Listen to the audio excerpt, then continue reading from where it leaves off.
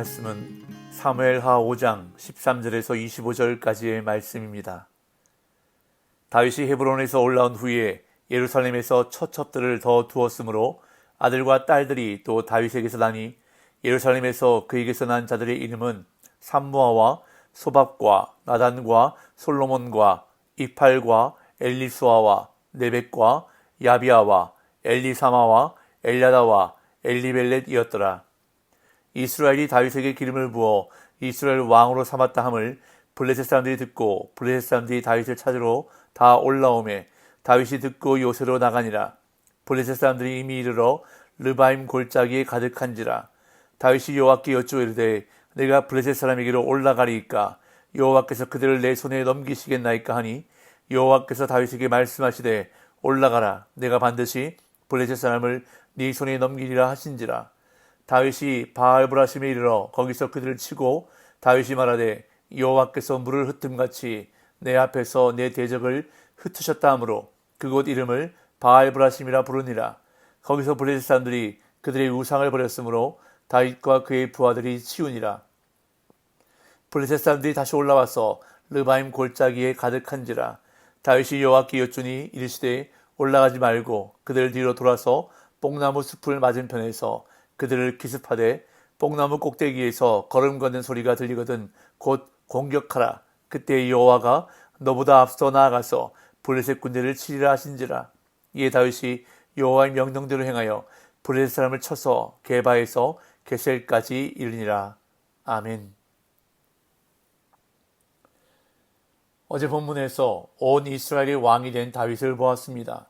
이스보셋이 죽자 이스라엘 사람들은 헤브론에 있는 다윗에게 찾아와 자신들의 왕이 되어달라고 요청했습니다.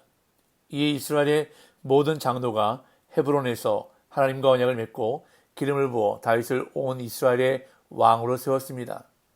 다윗은 왕이 된 다음 예루살렘을 정복해 수도로 삼았습니다. 지금까지 유다의 왕으로서 수도로 삼았던 헤브론은 온 이스라엘을 다스리기에는 부족했기에 여부수 족속이 차지하고 있었던 예루살렘을 정복해서 수도로 삼았습니다. 이렇게 온 이스라엘의 왕이 된 다윗에게는 몇 가지 과제가 있었습니다. 우선 왕조를 세웠으니 그 왕조를 유지해야 했고 또한 이스라엘이 당면한 과제인 철기로 무장한 블레셋의 위협을 제거하는 일이었습니다. 먼저 다윗은 예루살렘으로 수도를 옮긴 뒤에 처첩을 더 두어서 자녀들을 많이 낳았는데 이것은 왕조를 유지하고 왕권을 강화하기 위한 수단이었습니다. 본문 13절에서 16절입니다. 다윗이 헤브론에서 올라온 후에 예루살렘에서 처첩들을 더 두었으므로 아들과 딸들이 또 다윗에게서 나니 예루살렘에서 그에게서 난 자들의 이름은 삼무아와 소밥과 나단과 솔로몬과 이팔과 엘리수아와 네벡과 야비아와 엘리사마와 엘야다와 엘리벨렛이었더라. 헤브론에서 예루살렘으로 올라온 다윗은 처첩을 더 두어서 자녀들을 많이 낳았다고 본문은 기록합니다. 여기서 말하는 첩은 일종의 노예로 아이를 낳을 수 있었지만 아내로서 법적 권한을 누리지는 못했다고 합니다.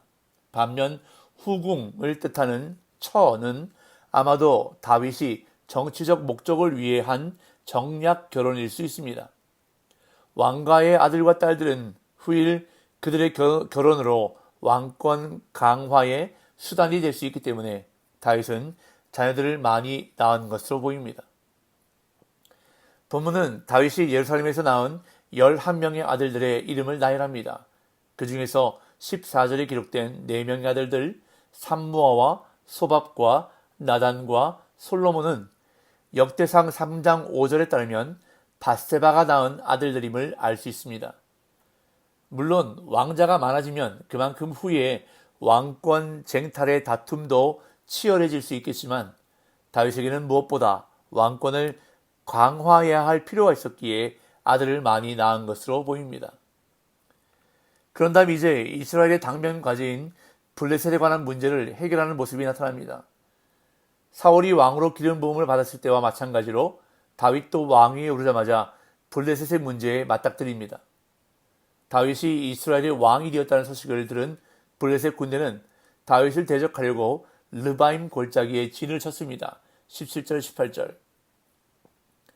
이스라엘이 다윗에게 기름을 부어 이스라엘 왕으로 삼았다함을 블레셋 사람들이 듣고 블레셋 사람들이 다윗을 찾으러 다 올라오매 다윗이 듣고 요새로 나가니라.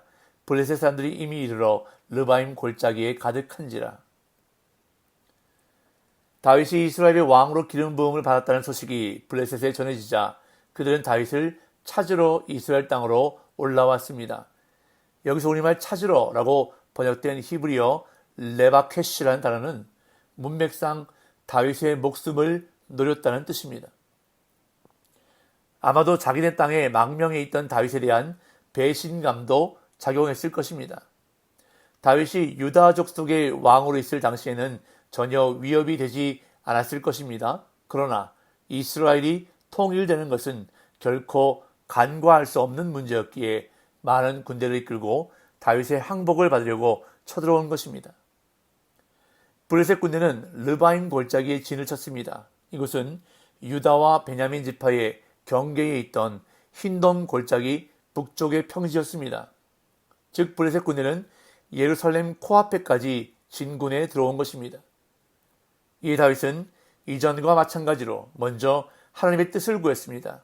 블레셋과 싸워야 하는지 그리고 싸우면 승리할 수 있는지 하나님의 뜻을 여쭈어 보았습니다. 19절.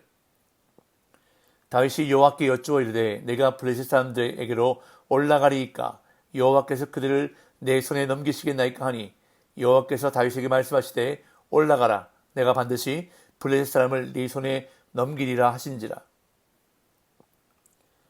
다윗은 블레셋 군대를 치러 나가기 전에 이전처럼 먼저 하나님의 뜻을 구했습니다. 다윗은 두 가지를 하나님께 여쭈어 보았는데 하나는 블레셋을 대항해 출전해도 될지 그리고 또 하나는 출전하면 전쟁에서 승리할지를 하나님께 여쭈어 보았습니다. 그러자 하나님께서도 두 가지 응답을 주셨는데 전쟁에 출전하라, 올라가라는 응답과 전쟁에서 승리할 것이다. 내가 반드시 블레셋 사람을 네 손에 넘기리라는 응답을 주셨습니다. 이에 다윗은 출전하여 바알브라심에서 블레셋을 쳐서 승리를 거둡니다. 20절 21절.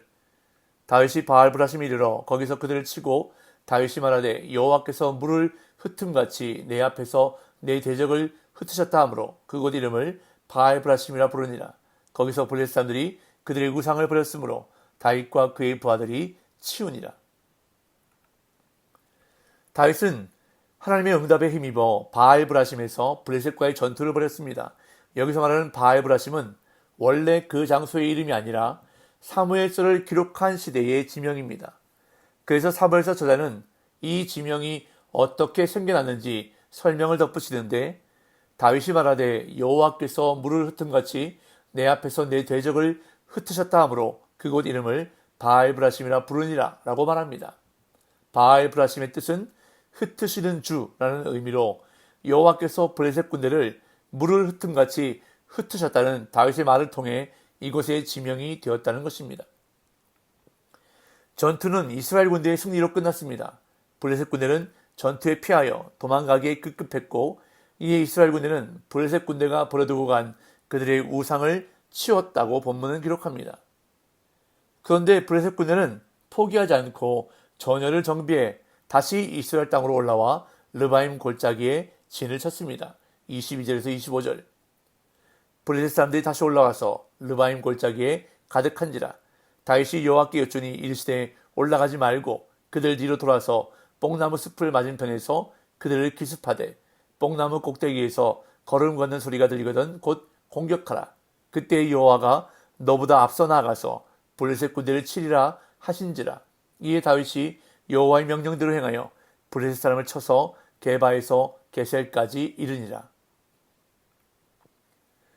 블레셋 군대가 전열을 정비하고 다시 르바임 골짜기에 진을 치자 다윗은 또다시 하나님의 뜻을 구했습니다.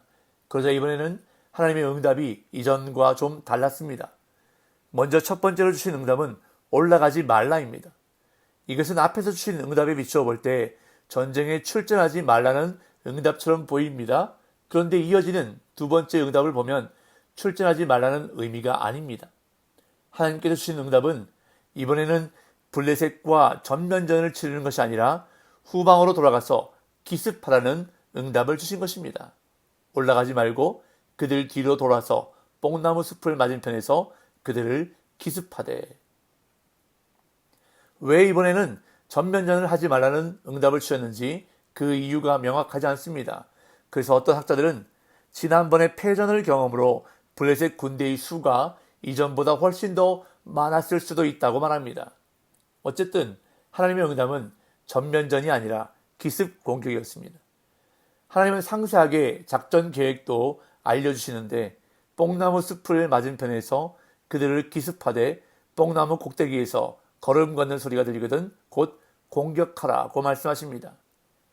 여기서 걸음 걷는 소리는 군대가 행군하는 소리를 말합니다. 그 소리가 들리면 기습 공격을 시작하라고 하십니다. 그러면 그때 여호와가 너보다 앞서 나아가서 블레셋 군대를 치리라고 말씀하십니다. 즉 하나님께서 선봉에 서서 전투하시겠다는 말씀입니다. 이 다윗이 여호와의 명령대로 행하여 블레셋 사람을 쳐서 게바에서 게셀까지 이르렀다고 본문은 말씀합니다. 오늘 본문을 통해서 영적 전쟁의 원리가 무엇인지를 깨닫게 됩니다. 성도는 하나님 나라에 가는 순간까지 계속되는 영적 전투를 치러야 하기 때문에 오늘 본문에서 전쟁에 임하는 다윗의 모습이 우리의 귀감이 됩니다. 다윗은 블레셋과의 전투를 앞두고 하나님의 뜻을 먼저 구하는 일을 잊지 않았습니다. 하나님께 먼저 기도하고 응답받아 확신 가운데 전투에 나아갔던 것을 볼 수 있습니다. 다윗이 하나님께 전투의 승패를 묻고 확신 가운데 전투를 치른 것은 하나님이 모든 사람의 생사화복, 모든 나라의 흥망성쇠를 결정하시는 주권자임을 믿었기 때문입니다.